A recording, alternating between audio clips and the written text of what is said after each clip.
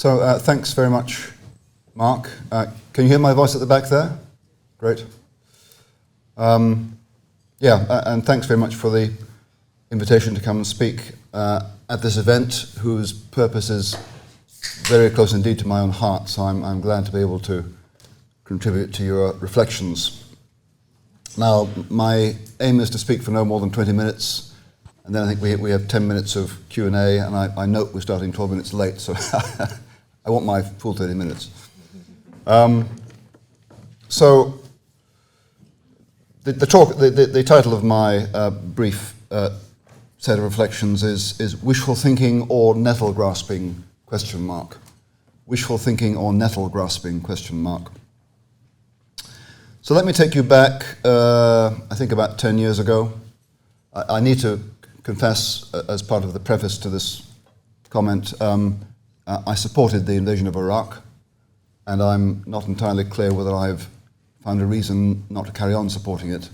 Put that aside, because I assume many of you will disagree with that. Put that aside. 10 years ago, I was giving a talk in Oxford on this subject, and a friend who's a Baptist minister stood up afterwards and made some comments, and then she said, "But there had to be a better way. There had to be a better way." And I thought to myself, well, maybe there was a better way, though I'm not sure I've seen it. But why did there have to be a better way? Let me give you another example. This is closer in time. Last Sunday morning, I gave a sermon in Christ Church Cathedral in Oxford on immigration policy. I normally speak out of the scripture. On this occasion, I didn't. I spoke about immigration policy. And among the things I said was that, as a rule, economic migrants should be returned home. Be assured I understand. Certainly as a Christian who takes the Bible seriously, we have a duty of care to vulnerable migrants. Deuteronomy 10, verse 19, "You shall also love the stranger or resident alien, for you too were strangers in the land of Egypt." I get that. But we have to distinguish migrants. We have to distinguish political refugees and refugees from wars, on the one hand, from economic migrants on the other, who are in search of a better life. My view is, as a rule, economic migrants should be returned home. Why is that? In brief, because if illegal economic migrants aren't returned home, then the law restricting immigration is a dead letter. It doesn't matter. In effect, you have open borders. Whoever wants to come can come. That might be okay, but sometimes large-scale immigration in a short period of time can be very socially disruptive and disturbing and can create conflict. What's more, it creates a lucrative market for gangsters to exploit, and it also often can rob the sending country, the home country, of talent. So, for example, right now, you'll be aware of the migration of hundreds of thousands or millions of Syrians from war-torn Syria, mostly into Europe. Well, right now, I say right now, I mean 3 years ago when I got this statistic, 40% of all Syrians with graduate degrees now live in Germany. For Syria's future, that's very bad. All I'm saying is, large-scale economic migration can be several different kinds of problem. Now, migrants, whether they're legal or illegal, will often have paid a lot of money and taken extraordinary risks to get from Syria to Europe and then on to the shores of my own country, Britain. And to return them home will be extraordinarily distressing.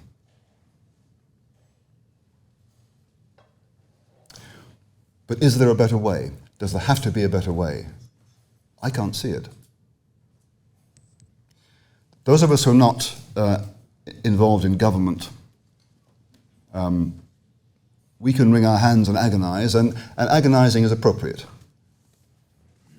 But unlike us, people in government have to stop wringing hands and make a decision.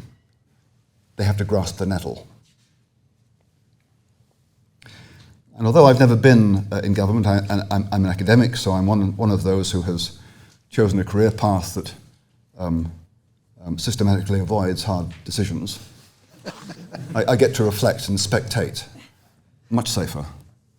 But I've always had a deep admiration for those who chose another path and those who have to make the hard decisions. And I respect them enormously. So, for example, when in a discussion about war, a friend of mine mentioned the phrase, which you're familiar with, the war machine. The war machine.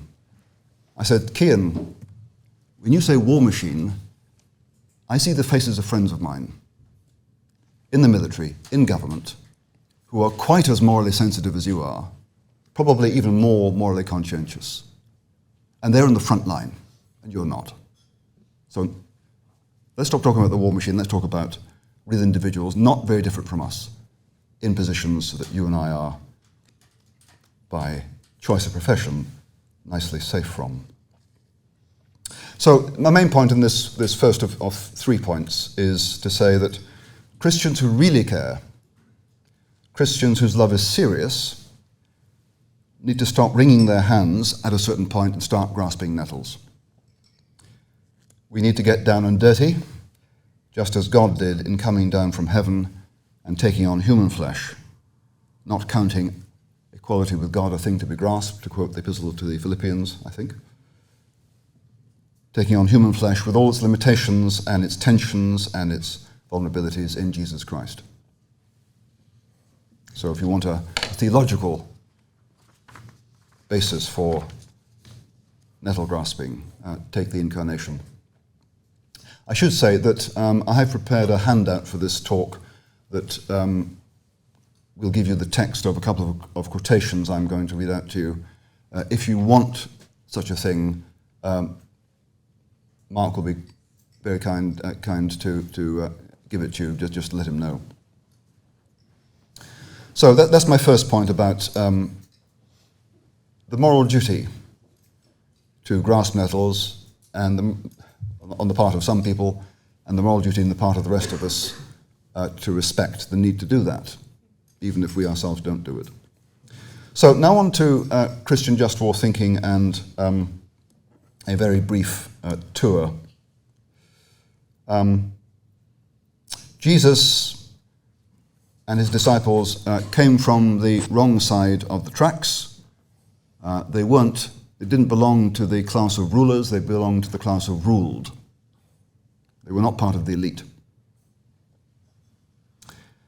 And therefore, for Jesus and his disciples, the kind of nettle grasping required of those with public responsibility was not required of them or of most early Christians.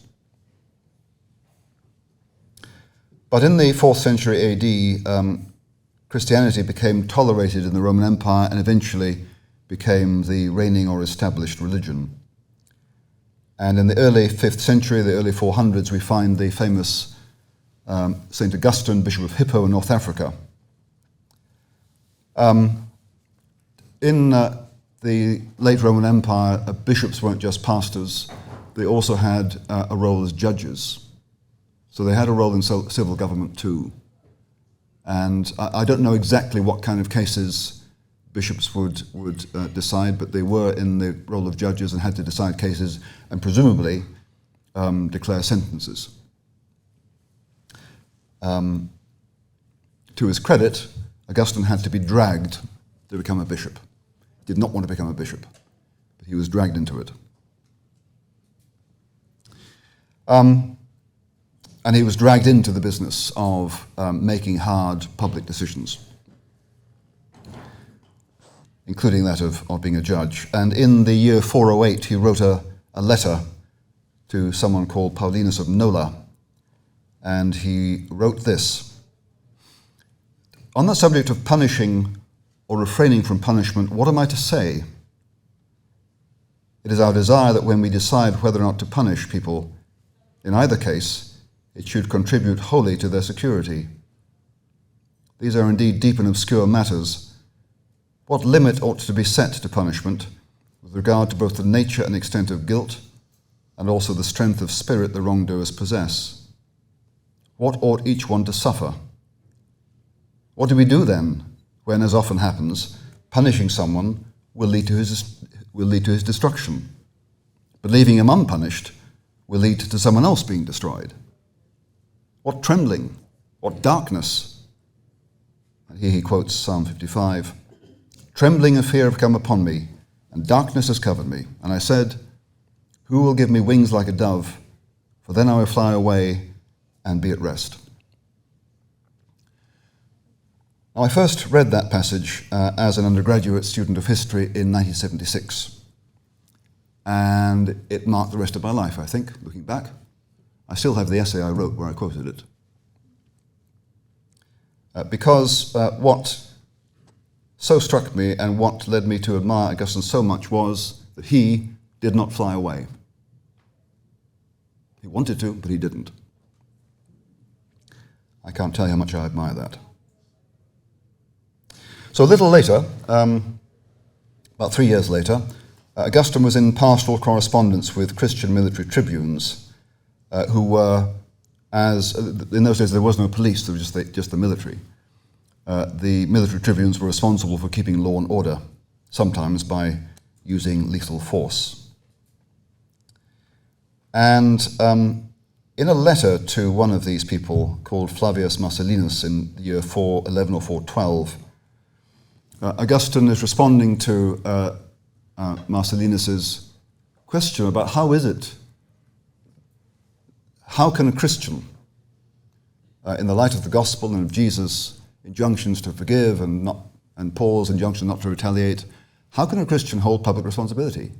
Because I've got to keep law and order, and I can't do it by sweet reason. Sometimes I have to use the sword. So Augustine, in responding, made a really important move in terms of Christian thinking, and it's not a move everyone agrees with, but a really important move. Reflecting on Romans 12:17, he wrote, For what is it, quote, not to return evil for evil? That's to say, what does Paul mean by that? What is it except to shrink from a passion for revenge? For people are often to be helped against their will by being punished with a sort of kind harshness, what we might call tough love. Now, the important move here is, Augustine says, what is morally crucial is the motive or intention, not the act.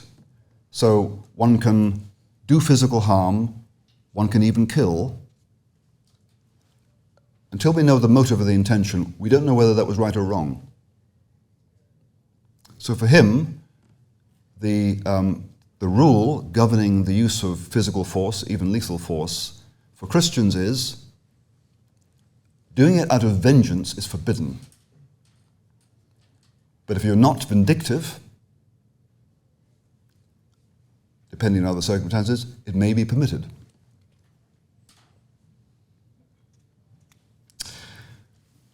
Cutting a very long story very short, Augustine stands at the head of, just about at the head of the Christian tradition of thinking about the Christian responsible moral use of force back in the early 400s. And since then, the tradition has continued to develop. Famously, in the 13th century, Thomas Aquinas systematized mainly Augustine's thoughts on these matters. And then in the 16th century, you have Spanish scholastic theologians like Francisco de Vitoria and Francisco Suarez. In the 17th century, you've got Hugo Grotius, the Dutch Protestant lawyer. Since the end of the Second World War, just war thinking was revived by the American Protestant theologian Paul Ramsey, and continues to be developed by people like my predecessor in Oxford, Oliver O'Donovan, myself, and Mark and Dan on my left there. And this is an attempt to think through how Christians can grasp nettles, really difficult nettles, Christianly and remain Christians. So let me give you a quick introduction to some of the criteria that the just war tradition has developed. And I'm running out of time, so I will go quickly. First of all, there are two sets of criteria, one for governing decisions about going to war, one for governing decisions when you're in war. I won't go through them all, but three of the most important ones for governing decisions to go to war are first of all, is just cause. And here, a just cause for war is always, in the Christian view, a grave injustice that needs rectifying. It's not primarily self-defense. It's a grave injustice that needs rectifying. Now we can talk about when is an injustice grave enough. That's open for discussion, but the rule is that a grave injustice that needs rectifying. Following that is the requirement of right intention, because it might be that you're suffering a grave injustice from your neighbour there, and I intervene. Just cause, yes, but I'm not intervening because I care about the injustice. I'm intervening because I care about the oil under your feet, right? So just cause is not enough. The intention has to be to rectify the injustice. And then, because we all know that war is enormously destructive and hazardous when you start it, Lord knows when it will finish. It needs to be a last resort. That's to say, if you search high and low for non-belligerent, peaceful means to resolve this conflict, to rectify the grave injustice. And only if you cannot find alternative means is the resort to war permitted.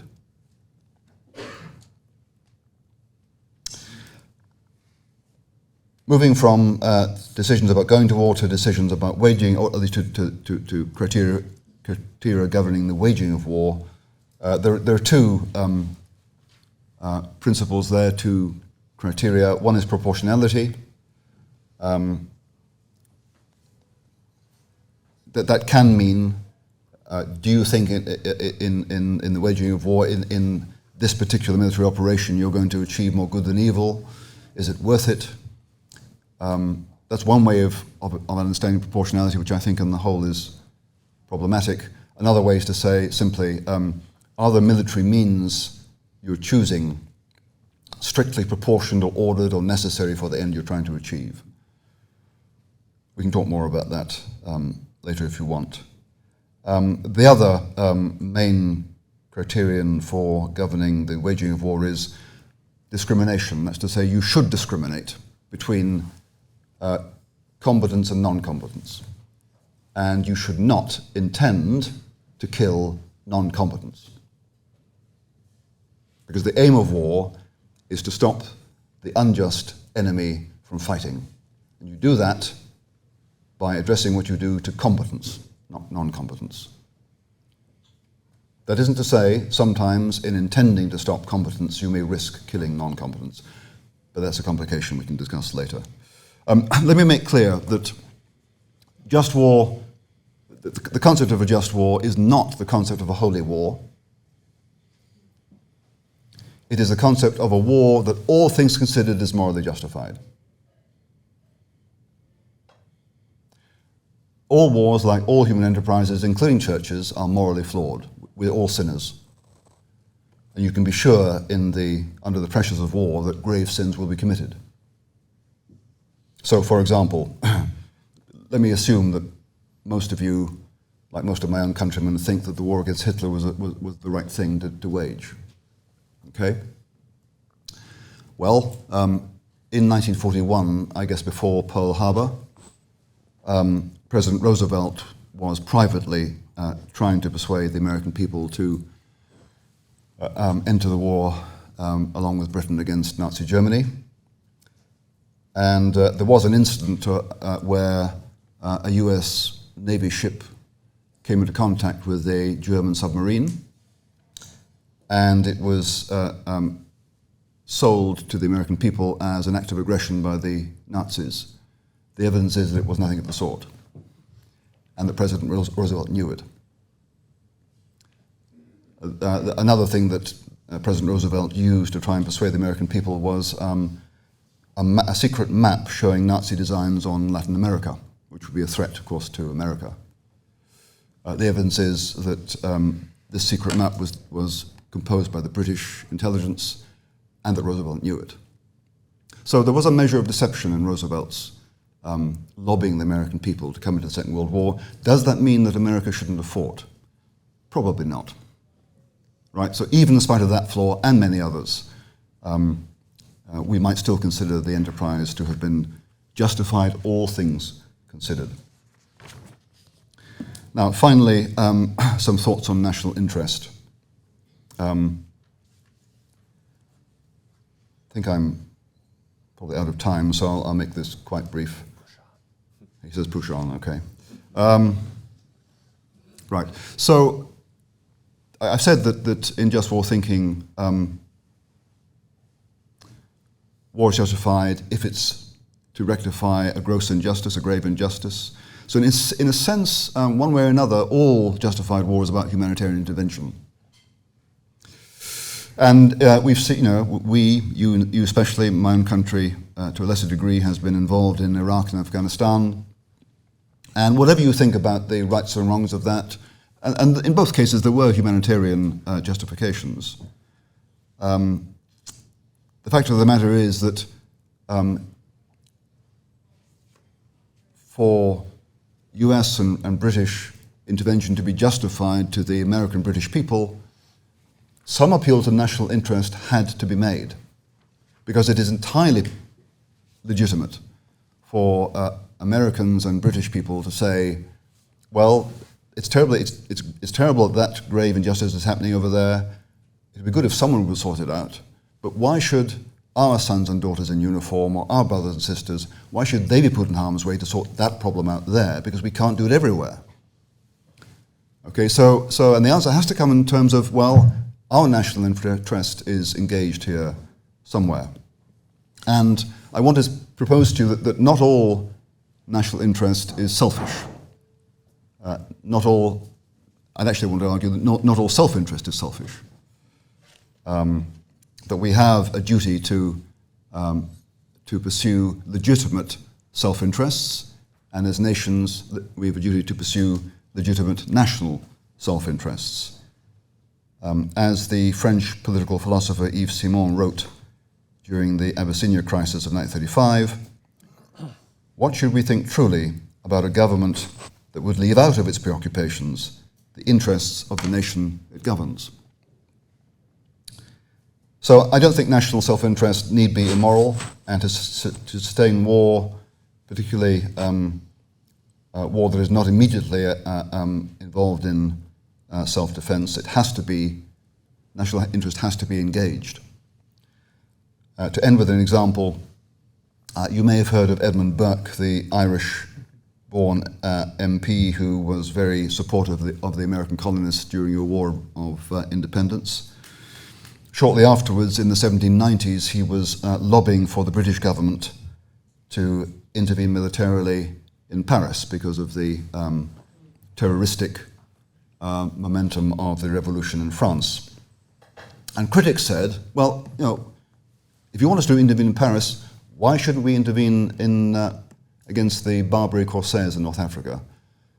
The Barbary Corsairs were enclaves of pirates in North Africa who harassed shipping, and indeed, I think in the 1790s, the US Treasury spent 1/5 of the total government revenue on buying off the Barbary Corsairs. So these people were saying to Burke, if Paris, why not Algiers? And Burke responded, Algiers is not near,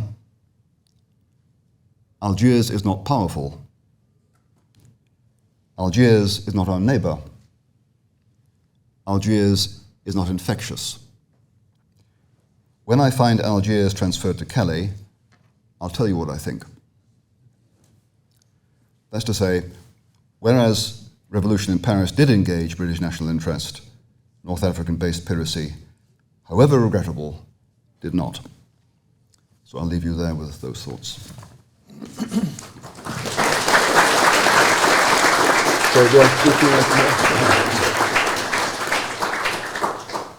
Thank you, Nigel. Just to give you a heads up how this is going to run, Dan and I will have remarks to follow, probably about 10 minutes each, mostly to focus on this question of nettle grasping. But for now, rather than just move into another bevy of stuff, if there are questions for Nigel, please ask them now. We might not get through all of them. At some point, I might interpose myself, give my remarks to set up further conversation. Feel free. Oh, yeah. Okay. Oh, the questioners? Yes.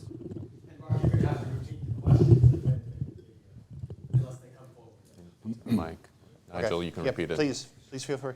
Thank you very much. I'm Dan. I'm from New York. I was really interested in how you define economic migrant.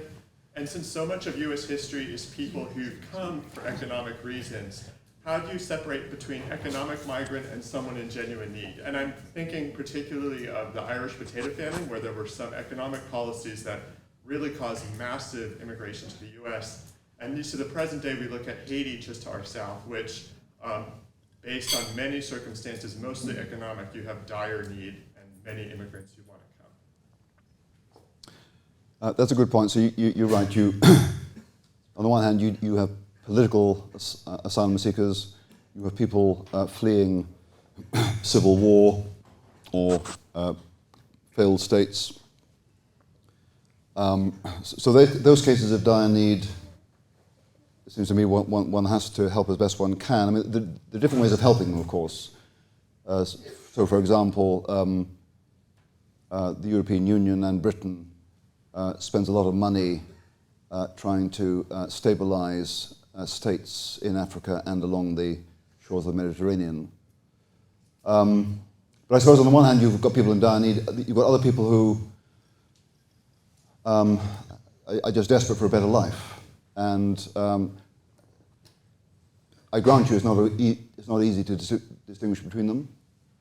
And I guess one has to develop a set of criteria for doing that. All I'm saying is that open borders cannot be the answer, because we know what happens when and sometimes societies are overwhelmed by hundreds of thousands and millions of migrants. I mean, that's what happened to native peoples in North America.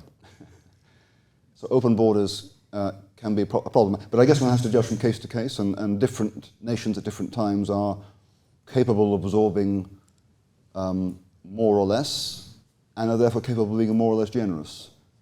But even then, difficult decisions will have to be made. And I think my bottom line is we cannot make ourselves responsible for everyone's fate. We don't have the power to do that. And we have, in my sermon I also said that compassion is good, but compassion has to look in more than one direction, right? So compassion for the migrant, clearly driven by something very strong to take all those risks and pay all that money. But compassion for the working class in my own country, as a middle class person, for me, migrants means interesting restaurants, polite baristas, and cheap home help, if I can caricature. But for working class in my country, it can mean competition for jobs, competition for housing, and it has also given British employers a reason not to invest in the training of British unemployed, because they can get cheap migrants from overseas. So the second thing is, let's have a little compassion for the people already at the bottom of our society, for whom immigration is more of a problem than it is for us. And then let's also have some compassion for the poor people in government who have to make these decisions.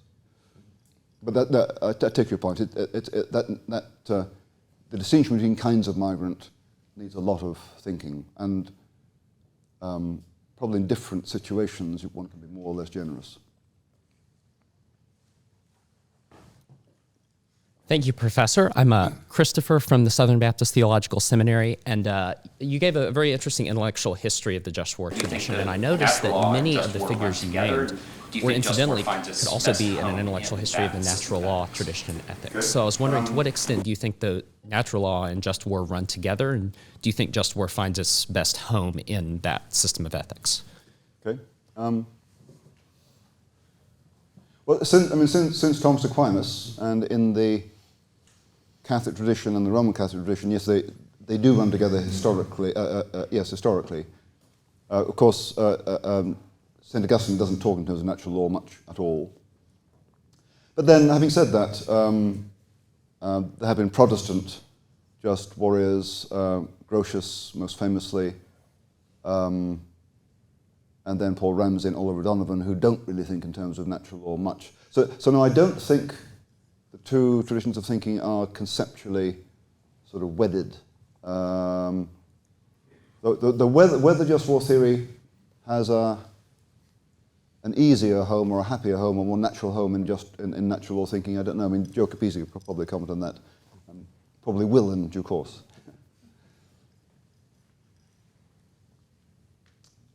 Okay. Oh, hi. Yep.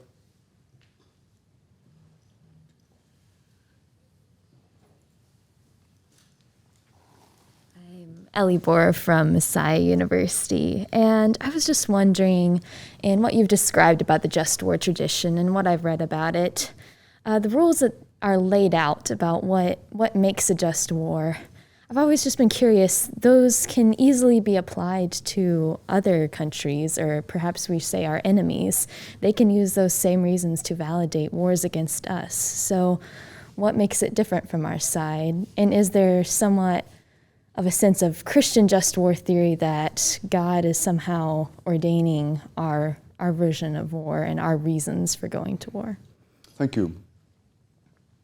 Thank you. So yes, everyone can use moral justifications for war, and everyone does. You won't find the Chinese Communist Party using the criteria of just war thinking, which grew up in the Latin West. So that's the moral system that we inhabit, and to some extent, it's the moral system that expresses itself in the international laws of war. But you're right. On both sides of recent wars in Iraq and Afghanistan and whatever, you will find just war theorists, people using just war thinking to argue opposite cases, right? So just war theory doesn't give you the answer, but it does give you a set of intellectual tools to begin working out an answer. And the fact that you get different people using the same tools to make opposite cases does not mean the cases are of equal strength. There might be, but even bad people like to justify what they do morally. So there's no stopping that. But I suppose as Christians, if you're thinking self-consciously as a Christian, you want a set of principles and criteria that seem to you to be Christian, so you can make what you think is a decision that's compatible with your fundamental beliefs. Shall we? Oh, yeah, okay. At the back there? Yeah. Thanks. My name is Nico from University of Virginia. Could you come forward to the mic? Sure. Let me know when you want to stop.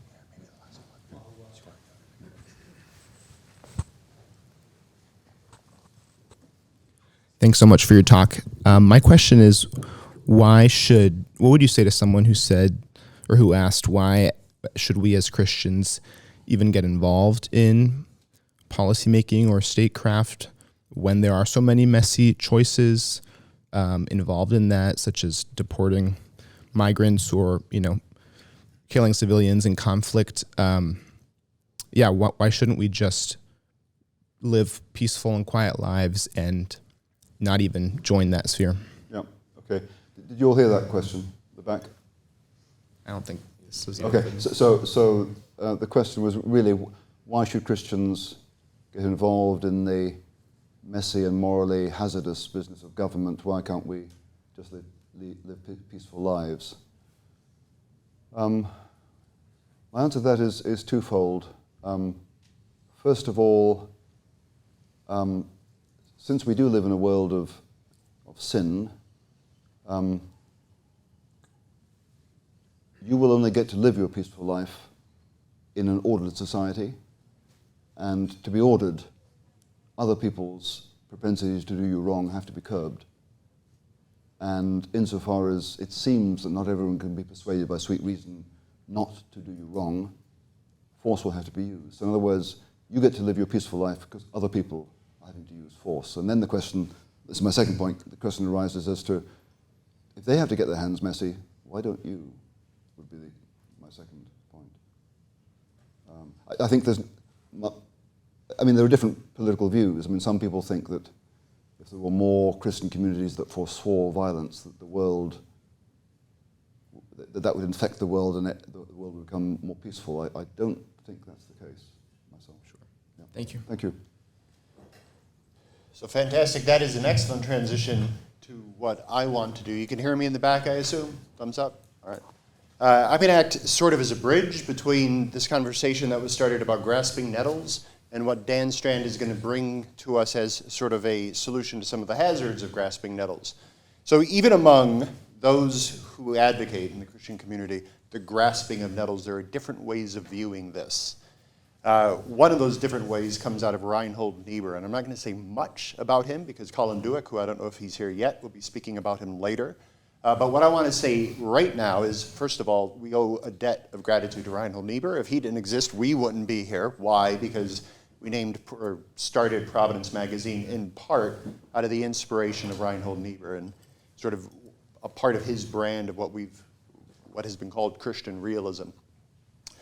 But Niebuhr is problematic, and I'm going to illustrate why he's problematic, and then Dan is going to give us the solution to his problem. Niebuhr, the debt we owe to him is that Niebuhr, almost alone in the build-up to World War II, worked to try to encourage the mainline church to support American intervention against Hitler.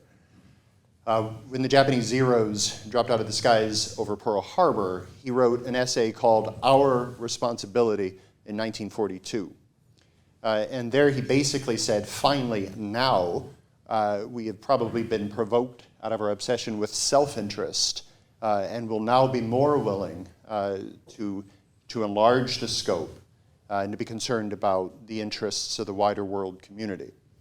And it was an important insight. And the way he phrased this is we have been thrown into a community of responsibility because we have been overcome by a community of sorrows or something to this effect. So this idea of responsibility plays large in the Niebuhrian universe, but it comes at a cost. Why? Because for Niebuhr, the build-up to World War II finally sort of disabused him of his undulating relationship with pacifism. So in the build-up to World War I, Niebuhr was a pacifist. He sees the behavior of the Kaiser and the German people. He's bothered by this. He argues for American intervention. World War I is won. I'll put that in scare quotes. We can talk about that later. After World War I, he looks to a friend and he says, I'm done with the war business. In the build-up to World War II, he begins to push for American intervention. And I think after World War II, he was finally no longer in support of pacifism. But that comes with a qualifier. Niebuhr was always a pacifist. He simply became a pacifist willing to kill. What do I mean by this? He believed that the number one law incumbent upon Christians is what he called the law of love.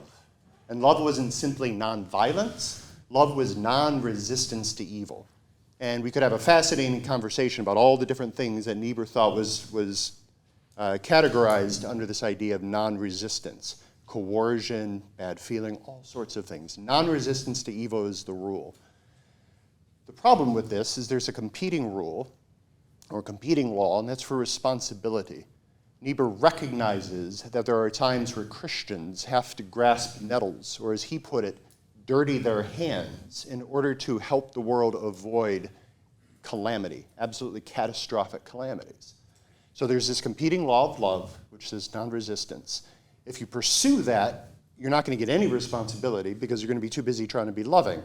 But because this world won't agree with your choice to try to be loving, and the enemy always has a vote, you're probably not going to get a lot of love either. So that's impractical, and we don't do that. We pursue responsibility instead, in which we can get an approximation of responsibilities met, and we can season it or qualify it by love. So you pursue love, you'll get neither love or responsibility. If you pursue responsibility, you can get a measure of both. It's the best we can do. Our hands have been dirtied, but we can't move through this world without incurring guilt. All right, and this idea of not being able to move through the world responsibly without incurring guilt is going to be important. I'll explain why in a moment. All of this can be boiled down to this idea that killing is wrong, but in a just war it is necessary. And if you've read any of my stuff, I'm obsessed with this idea, and you can find this locution in various war memoirs if you look for it. Killing is wrong, but in war it is necessary. I've written before on Timothy Kudo, who was an American Marine lieutenant deployed to Afghanistan. And he has written a series of op-eds in the New York Times talking rather poignantly about his own experience with killing. And he's careful to point out, he says, I was never the trigger man. I never directly killed anybody, but I called in artillery strikes. I gave permission to snipers to shoot on people implanting IEDs and the like. He found himself in the kill chain, and that has haunted him.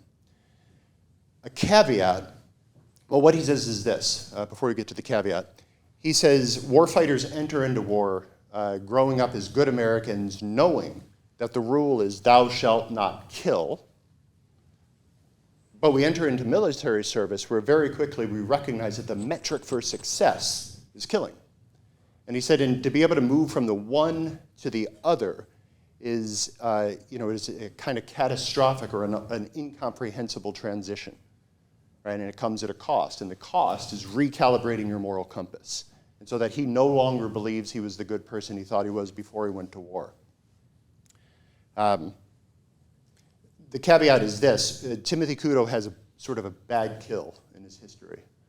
He was partly responsible for the killing of 2 unarmed Afghan teenagers. And it was an accident. They had come, 2 kids on a motorbike. They were coming from a hill, so a position of tactical superiority if they were aggressive. They tried to get the kids to stop. They wouldn't stop. They went through their pre-assigned protocol. The motorcycle kept going on. At the last moment, they thought they saw rifles, and then the sun colluded with the confusion to shine off the chrome on the motorbike, and it gave the appearance of muzzle flashes. So the Marines opened fire, they killed the kids, they were unarmed, and this still haunts Timothy Kudo. What I want to stress, though, is that it's not simply a bad kill that taints a warfighter's views about killing. So you could read William Manchester's magnificent Darkness After Noon. I think I'm butchering the title somehow, but Darkness at Noon, I think. And the introduction to this book is called The Blood That Never Dried. And in there he talks about his first kill. And he kills a Japanese sniper who was decimating his men. And he single-handedly breaks into a building, breaks into the sniper's hide. You know, this extraordinarily heroic moment. He kills the sniper at close range. It's a bad shot. He hits him in the thigh. The sniper is bleeding out.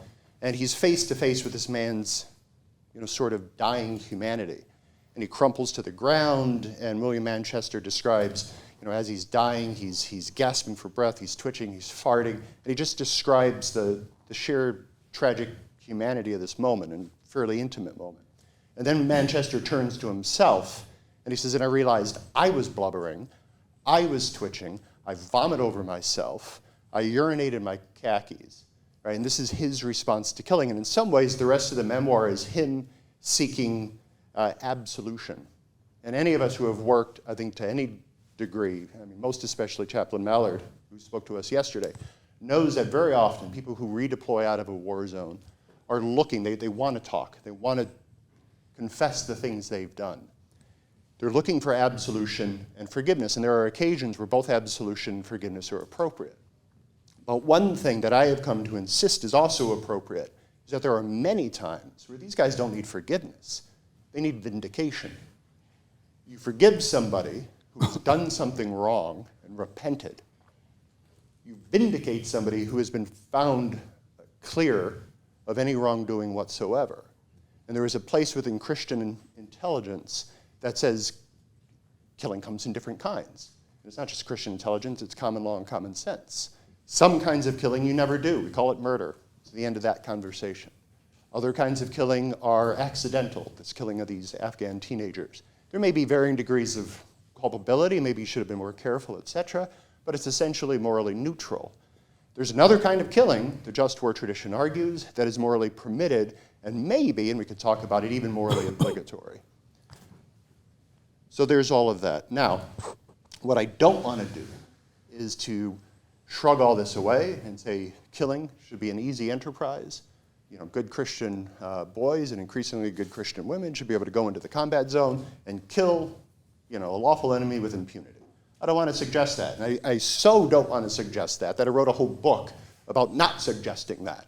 Right? So I called it The Good Kill, Just War, and Moral Injury. And one of the observations there is that killing should always weigh heavily on the soul. But here's the problem. Most of us are familiar with post-traumatic stress disorder, which comes from a life-threat trauma, usually reacts, and the manifestations are paranoia, hypervigilance, and the like. There's a new proposed sort of subset of post-traumatic stress disorder called moral injury. There's a couple different definitions. The definition that I use in the book is a moral injury occurs when you do or allow to be done something that goes against a deeply held moral conviction. VA clinician work has drawn a strong line between having killed in combat, no matter what the kill, accidental, lawful, whatever. Having killed in combat is the #1 predictor for combat veteran moral injury. Moral injury is the #1 predictor for combat veteran suicide. So there is a strong line that can be made between having killed in combat and then killing yourself. Killing is wrong, says Niebuhr, but in war it is necessary. Niebuhr has made the very business of warfighting morally injurious. And that is a calamity on our military men and women. I draw a distinction in the book between moral injury and moral bruising. A bruise is a combat or an impact trauma. It's on the surface, it hurts, but it's not debilitating to the level of an injury. I think war should be morally bruising. Augustine talked about the sorrows of combat that any sensitive soul should feel. And that if you don't feel it, that's the real tragedy of war. So a space for moral bruising, but pushing against moral injury where you've done nothing wrong. Some war fighters deserve a moral injury. Many do not. Niebuhr doesn't get us out of that. Niebuhr has made the very business of grasping nettles morally injurious. And so I ask myself, who will rid us of this cursed priest? And when the good news, somebody will. Not me. All right. Not Dan, but all right. All right. Dan's going to speak, and then we'll take questions for everybody. Yeah, so Mark and I are coordinating, as you can see, talking about Niebuhr, and then the person I'm going to talk about is Paul Ramsey. Before I speak, I am a employee of Department of Defense and United States government, so what I say here I do in my capacity as a civilian, and they do not reflect the views of the American government. Okay? Necessarily. I doubt they do. I'm not sure. So we're talking about grasping nettles and dirty hands. This question of when you are involved in federal government, when you're involved in many aspects even of American domestic life. My wife is a social worker, so she sees lots of tragedy on a daily basis. When you're in international politics, as we've been talking about today, especially when you're in the war-making or defense business, all the problems that you deal with are essentially have potential or are, in fact, dirty hands type problems. They are what are often referred to as wicked problems, right? They're complex, they're uncertain, there's no clearly right answers, and we could talk about Afghanistan in the Q&A. I'm not going to talk too long here, but anybody who tells you there's a clearly right answer to Afghanistan is lying to you, right?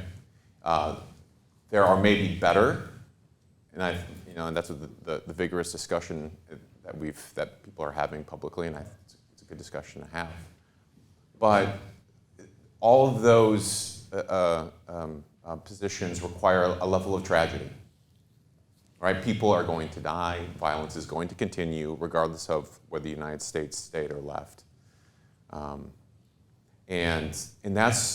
the questions that we're wrestling with, and if any of you who are interested in going into government or to deal with these sorts of questions in your careers, you have to realize those are the questions that you're gonna deal with. I thought the question that was asked earlier by the gentleman from, I think it was Virginia, was exactly spot on, right?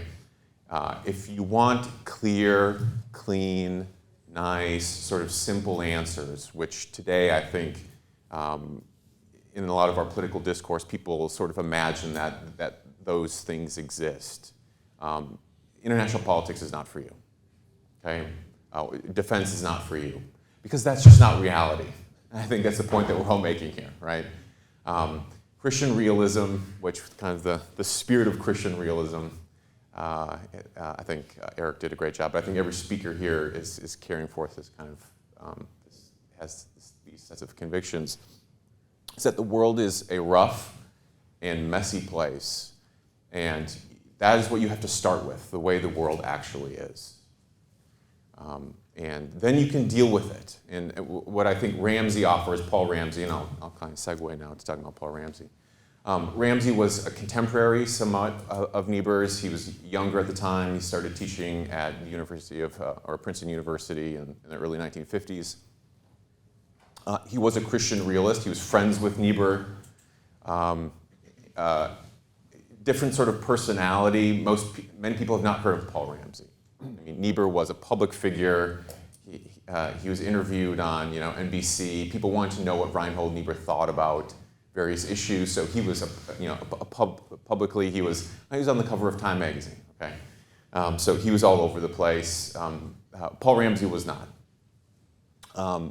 But Paul Ramsey was deeply influential in a different way. He trained, he had a lasting influence in terms of training Christian ethicists.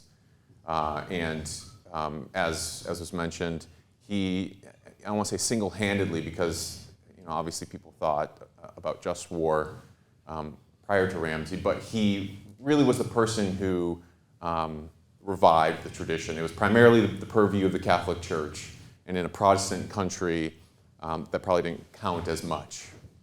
At least at the time. What Ramsey did was he made it, he revived it and really brought it back into public view and influenced most of the scholarship. After he published 2 books in the 1960s on just war, and that really kind of set off a train. And he's also, Ramsey was just a significant figure in many other respects. So didn't have the visibility. But was nonetheless extremely influential and important. And I'm going to just say briefly how he contrasts with Niebuhr. He wrestled with Niebuhr. He considered himself a Christian realist in many respects, but he ultimately breaks from Niebuhr on this question that Marc was talking about. This idea of this distinction between responsibility and love. And this sounds kind of like abstract stuff that just theologians and ethicists like to ponder, but actually it has some really fundamental implications, practically speaking. So the simple answer to how what Ramsey does, I'll say 2 things about Ramsey. He and Niebuhr, I would argue. So Nigel mentioned St. Augustine. Augustine is really the kind of the patron saint of both of just war and Christian realism. The people who are going to develop ideas in both traditions are both drawing, or at least they find their inspiration from Augustine. And I would argue that Niebuhr and Ramsey are kind of touching on different sides of Augustine. Because Augustine is, if you read his work, is voluminous. Nobody's ever read all of Augustine's work. Okay, it's just like when somebody says they've read all of Thomas Aquinas, no, they didn't. But Augustine, he wrote bookshelves full of. He would just wake up and dictate all day long. He had numerous scribes. He was a genius. But the 2 of the big themes in Augustine's work, 2 things that kind of mark him off, was this his emphasis on love prior to Augustine, I mean, you'd think, wow, that's nothing profound. Christianity, it's always been this kind of the love commandment. But what Augustine did was make it clear how love, in also engaging in much of the sort of philosophical Greek and Roman tradition at the time, which Christians oftentimes did not engage in. Augustine, they often say, sort of baptized classical thought. But what he did most profoundly is deepen, drawing upon figures like Plato, Neoplatonism at the time, deepen and extend our understanding of love. And Augustine makes this statement. He says, love is the form of the virtues. So love is the ultimate norm for guiding all of life. Right? We don't cordon off love into just one sort of section, and then we set love aside and we go do the messy stuff of public life. No, he says he's insistent that love is the ultimate guiding norm, and that's what Ramsey is doing in his work. And so Ramsey captures that side of Augustine and really insists on the ultimate norm of love, that love is relevant to all of life, and it has to be relevant even to social policy, even to politics, even to these sorts of dirty hands questions. And that sounds very foreign to our thinking, right? We think, how can these rough, often messy, and oftentimes just Syria, as Nigel mentioned. I mean, it's just, if you really start looking into what's going on in Syria even today, it's absolutely depressing. Hundreds of thousands of people have died. You look at, we're living through a sort of period of mass immigration around the world, right? Displacement of people, moving, fleeing, the Rohingya in Myanmar, right? We could go on and on with the sort of the veil of tears in which we live in this world. And in many respects, we're safely cordoned off from that. But if we really think about what's going on in the world, it's tragic, right? But Ramsey insists, this is his kind of core conviction, and we can talk about this in the Q&A. He insists that love can take many forms. And so this is where he resolves this sort of responsibility versus love tension that you see in Reinhold Niebuhr. He says to act responsibly is loving. Now, it doesn't mean you can just sort of baptize everything that you do and claim, well, I'm acting responsibly so I can do whatever I want. No, that's not the case. But to engage in, say, warfare, right, which is a bruising and bloody, and anybody who's been a part of it does not speak whimsically of war. But that can be an act of love. Ramsey himself, it becomes a key figure in arguing for a moral basis for deterrence. Nuclear weapons, right? Using nuclear weapons. This seems, how can this be? Right? How can you say it's loving to use, in Ramsey's position is controversial too, right? So just because you say I'm arguing and I'm thinking about love and trying to apply to policy doesn't mean that's necessarily going to be the case. He also argued in favor of Vietnam. A lot of us would probably disagree with his position on Vietnam. But he comes at it with the conviction that the rough justice, the rough love that's required in politics is that's a form of love. That statecraft can be a form of love. Now, not sentimental, right? You can't have this rosy view of the way the world is. You can't have a rosy view or an optimistic view of the way human nature goes, or you'll become disillusioned, right? It's just not possible to operate in those spaces unless you have a realistic appraisal of human beings, of our motives, of the way we behave as collectives, often in terrible ways. But Ramsey insists what the Christian's obligation is to enter those spaces. And the second point I want to make, so Niebuhr really captures well the side of Augustine that emphasizes original sin, the fallenness of human nature and pride. So Ramsey and Niebuhr, I think, are two figures to hold together very well. And Marc Tully passed along this a paper a couple days ago on this debate over Vietnam, Ramsey and Niebuhr took different sides of that debate. It's interesting to see Niebuhr's position really comes from his deep skepticism about these sort of adventures abroad, right? So, and that comes from his skepticism about what humans can accomplish. He's restrained, he's sober, he worries about American pride, he worries about the power that America was given post-World War II. That was his number one concern. He said, we have to restrain this super Goliath that, we won the war, America's triumphant. The feeling of America at that time was just this overweening sense of they felt America had sort of arrived at that moment. And Niebuhr worried about that deeply.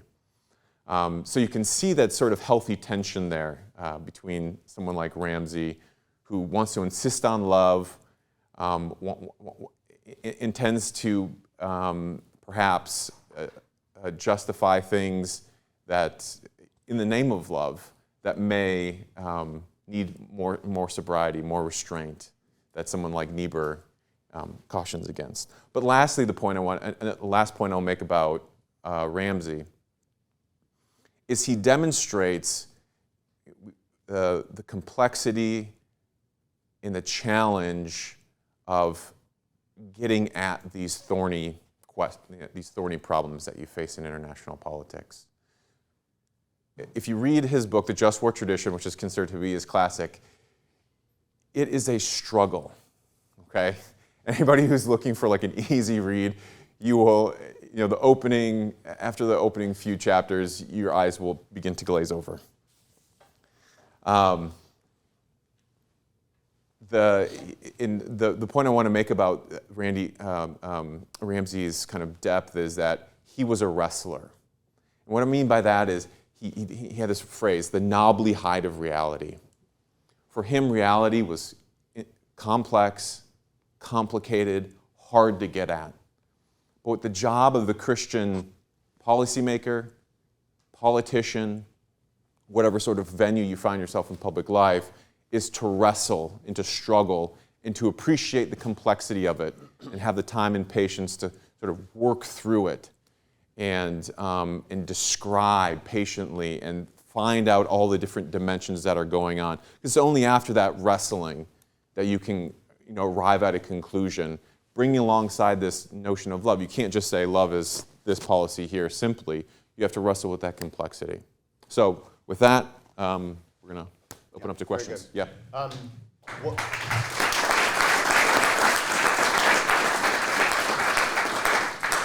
I'm going to make one very brief comment and then let Nigel make a couple of comments. My brief comment is this: if you want to appear on the cover of Time magazine, write like Niebuhr, don't write like Paul Ramsey. That's my comment. Nigel's going to give a few comments, and I hope, just to chum the waters a bit, you might touch on the difference between moral and non-moral evil and why I might ask that question. That was exactly what I was going to do. Just a couple of thoughts. First of all, Marc gave us cases of people who have found killing extremely psychologically disturbing, right? And it just struck me that agonizing over killing is something that Christians should do. But if we in our societies do that, it's probably because we've been Christianized. I'm aware that there are societies where killing is not such a problem. I was reading recently about Somaliland in Africa in the 1940s, where the author was living among African tribesmen, tribesmen, whose raison d'etre was to be warriors. And killing the enemy was not something to regret, it was something to rejoice over. So don't assume that everyone finds killing quite as traumatic as a westernized, Christianized person would do. But it may be because of our being Christian that even those of us who are called to kill nevertheless agonize over it, as we should. That's my first point.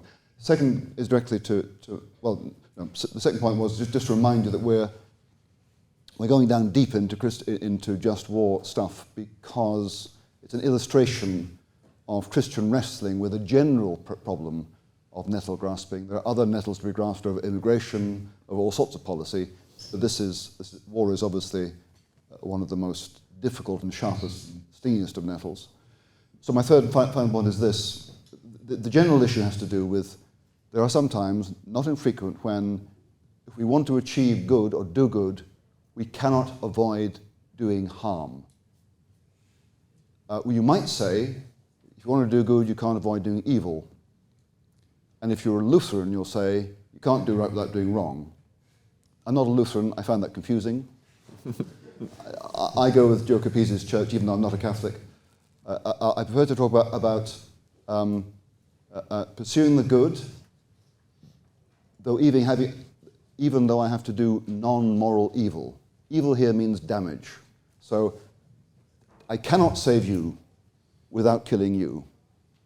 My aim is the good of saving the innocent, but in so doing, I have to cause the evil of killing him, but I cause it, it's not immoral to do it.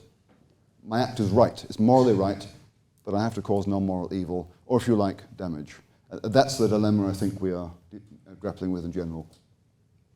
And would you say a Christian should ever do moral evil in order to... Moral wrong, well, no, I wouldn't. I don't think you, no. But the question of what is morally wrong is often a very contentious one. Correct. All right, we have a few minutes for questions, comments, rebukes. Feel free to come up to the microphone, please, and you can even just come and form a line. It's not like the front of an airplane, so feel free to assemble.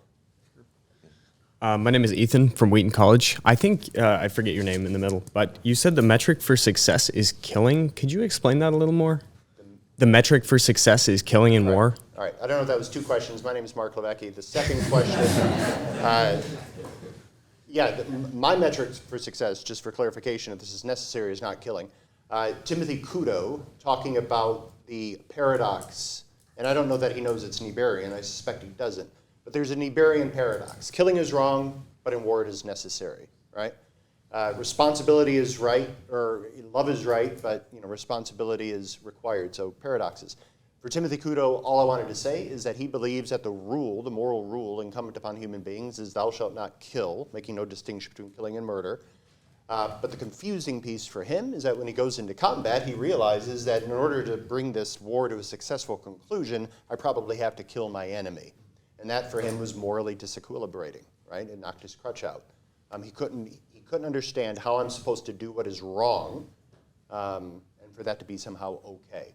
And just that's all his phrasing for that was the metric for success in war is killing. But I agree with you, Ethan. I think as a just warrior, I think the metric for success is not killing. The metric for success is breaking the enemy's will to fight. Right. Now, in the immediate circumstances, killing numbers of the enemy might be a proxy for that, but that's not the point. The point is to break. If the enemy surrender, you've won. Yep. Killing is something you have to do to get them to stop fighting. Right. That's a good point. That's a good point. Let's let our Marine defend the Marine. I'd just like to offer a clarifying point there. Yep. You're talking about a lieutenant, a platoon commander. His fight is a very different fight from what we're talking at a strategic, just war level. Yep. So at that point of conflict, for him, killing, probably more often than not, is the metric of success. Okay. Yes. It's seizing, dominating terrain, sure, but the most outward, obvious example thereof is removing. That's really helpful. Yeah. Your level of analysis, if you're talking, in the moment when you're at the clash of, the point of the gun, then yeah, I mean that's right. Hi, I'm Catherine. I'm from Liberty University. Thanks for coming to speak with us. So you guys talked about justice before war and just war theory in war, but I was curious as to what your approaches would be to just postbellum. Yes. If just war theory could be set up like Windows on a computer screen, you would click on use ad bellum, a window would drop down, you would click on write intent, another window would drop down, and under there you would find use post bellum, because the end of a successful war ought to be peace. And then you would have to drill down as to what peace in this particular circumstance looks like. It might not be outright victory, outright surrender. It might be getting Assad to stop gassing his people, right? So it's found under the right intent clause. Eric Patterson, if he were here, he would say it should be a codified third category within it. I'm just afraid if we keep adding to the category, we're going to end up with, use, antebellum, and all sorts of crazy things. We should absolutely be cognizant of what we're looking for, because that's the end we want to achieve, and that will dictate everything from strategy to tactics. So it's an important, no longer overlooked, it's an important element of just war tradition. I don't really push for it becoming the third category. The reason people do push for it to become a separate category is our experience in Iraq, where there was a signal failure to think about what happens afterwards. But I think I agree with Mark conceptually. It's there, and it's already there in the system. Peace is the end. If it's just war, you need to think about what peace would look like, because the kind of war you fight has to achieve that kind of peace. Yeah. And just a caveat that's going to make Joe Capizzi a little crazy, but you can't always predict what that's going to be. I make an argument that dropping the bomb on Hiroshima led to the kind of peace we now enjoy with the Japanese. So it doesn't necessarily mean you're going to do lesser harms in that sense. It might look very different depending on the situation. Thank you. Hi, I'm Greg Wiggle from University of Dallas. I just want to start with thank you guys for coming down here and talking. So a question that's been on my mind that kind of relates to Christian realism and a lot to this conference in general. So actually it's going to be two questions. So the first I wanted to ask was, in a case of foreign policy and we're approaching it as Christians with a non-Christian country, how is it what we do in terms of foreign policy not come off as what was talked about yesterday as cultural imperialism, similar to things that the far left kind of does? So how do we get them to kind of buy into our ideas as well? And then another question that kind of ties more into just war. Could just war be seen as a type of charity? A type of charity? Yeah, almost like a charitable As action. in Caritas. Yeah. Yeah. I mean, I think we'd all probably say yes to the second question. Okay. Yeah, yeah. I mean, for Thomas and for Augustine, and I would imagine, I think the Suarez of Di Vittorio, it falls under, for Aquinas, it's listed under the section in the Summa on charity. And so it's addressed as a question of love. And that's the way Augustine primarily addresses it, as an act of love. Ramsey treats it as an act of love. I guess the question is, how does that fit with a sort of natural law tradition, which the classic tradition grows out of? I think Joe or maybe Nigel might have a better grasp on that. The first, yeah, go ahead. Well, I was just going to say, case by case, right? So you can give a definition of what love looks like, but you have to apply it by cases. From afar, if I don't know the context, if I don't know the intent, if I don't know the motivations, I might see an act over there in the corner that looks like assault. But if it turns out to be a rescue of an innocent person being unjustly aggressed, it's an act of love. But without the details, I might not know what it looks like from afar. So you look at war from a distance, and to call it an act of love seems a parody. You have to know more of the details. But on your other question about cultural imperialism, I suppose my view is that we have to represent what we think, whoever we are, and if we come across other people who don't think as we are, presenting them with what we think is not imperialism, it's just this is what we think. Now, depending upon what we want from the other people, we may have to negotiate and compromise. But it's not necessarily imperialism for us to do that. Just taking the case of the ethics of war, yes, the ethics of war, as we understand it in the Christian or post-Christian West, has a particular tradition of thinking. And no, the Chinese Communist Party probably doesn't buy into it.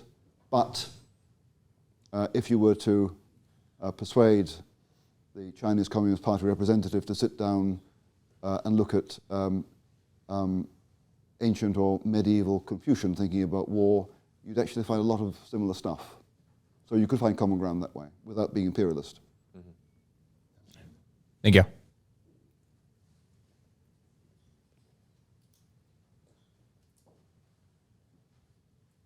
More Good morning. Thank you all for being here. My name is Sean Kim from Wheaton College.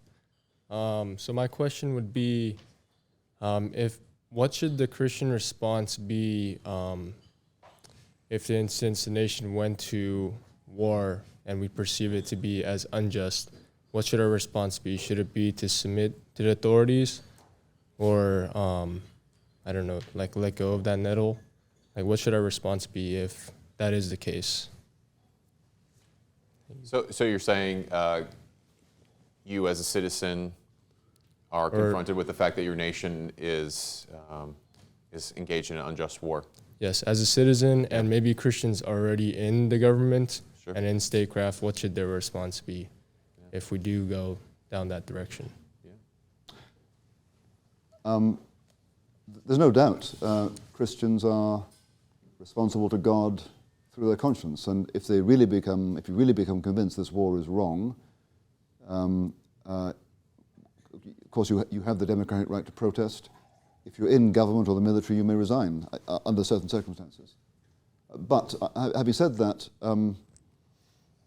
I don't know of a war that wasn't controversial. Now, some may be more obviously wrong than others, but thinking about people who are in uniform, sometimes it's very difficult to figure out quite where right lies, and oftentimes one may have good reason to give benefit of doubt to what your leaders say. Certainly in the military, you'd have to have a very strong reason. It has to be very clear indeed in your own mind that this was wrong. But sometimes they have. Famously, Franz Jägerstatter, the Austrian peasant who was in German uniform, refused and was executed. Just two quick things I'd say on that. I think Jägerstatter took the best route, which was at first to avoid even entering uniform. And I think there are times where Christians would have to say the nature of my regime is so wrong that I will not represent it. Nazi Germany, apartheid South Africa would be two. I don't think a Christian should enter into military service in those nations. Being in uniform then becomes an even larger problem, because I do not believe in selective conscientious objection.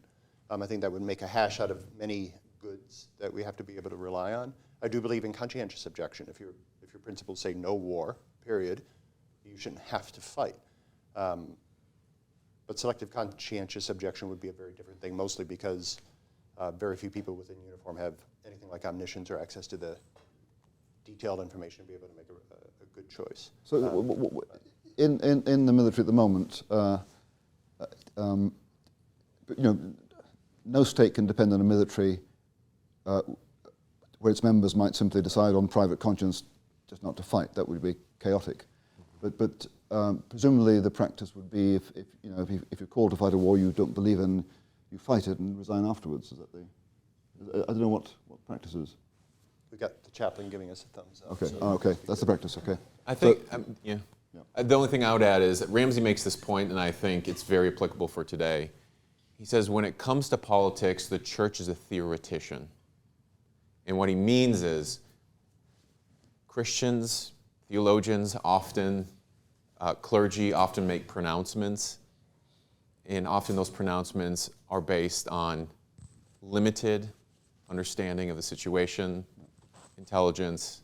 And this is hard because in the age of social media, we just react immediately, right? We have these strong moral reactions, we denounce. But there's a level of humility that Christians need to have, which is, the politician, I think Nigel made this point very well. Politicians are thrust into a position of great responsibility, and the position needs to be trust and deference. I would say that's the kind of initial position, because honestly, we just don't know everything that they know. They are privy to information, they understand the complexity. Now, they're not perfect, they're not omniscient, so they're still worthy of criticism, and they need to be held to account. But a lot of times, you just get this sort of pontificating, and I'm not saying you're doing that, but you get it all, where people will talk about the complexity of some of these decisions as if it's just so obvious, right? And I think the council should be more humility, restraint. I don't know what they know. And so I think there's a level of deference. And exactly the same applies to not going to war. Sometimes not going to war can be wrong. Yeah. Thank you. Very good. Yeah. Last question, I think. I think this was touched on briefly, and I think we can all agree that war should be a last resort. It shouldn't be a first option. But could you just elaborate on some of the criteria that would account for a last resort? Because you can't ever truly exhaust all options, but when is it a reasonable approach to say war is an appropriate last resort? That's a good question. I'm not sure whether I can give a good answer. So let's take for granted that the issue is a case of grave injustice. Let's take for granted that you have tried diplomacy. Let's take for granted you've thought about financial and economic sanctions. Let's suppose the other people still want to negotiate. They want to call another set of negotiations. This is the 13th set of negotiations. The question in your mind then is, are these people negotiating in good faith? Right? I mean, how long do you keep on negotiating with Hitler, given his record? At what point do you say, this man can't be trusted, he simply uses negotiations as a delaying tactic, whatever. It depends on the case. But the rule, I think, is that war should be a last resort, all other realistic alternatives having been tried. I mean, there are all sorts of theoretical alternatives, but they're theoretical. They're not available. That would be my thinking on that.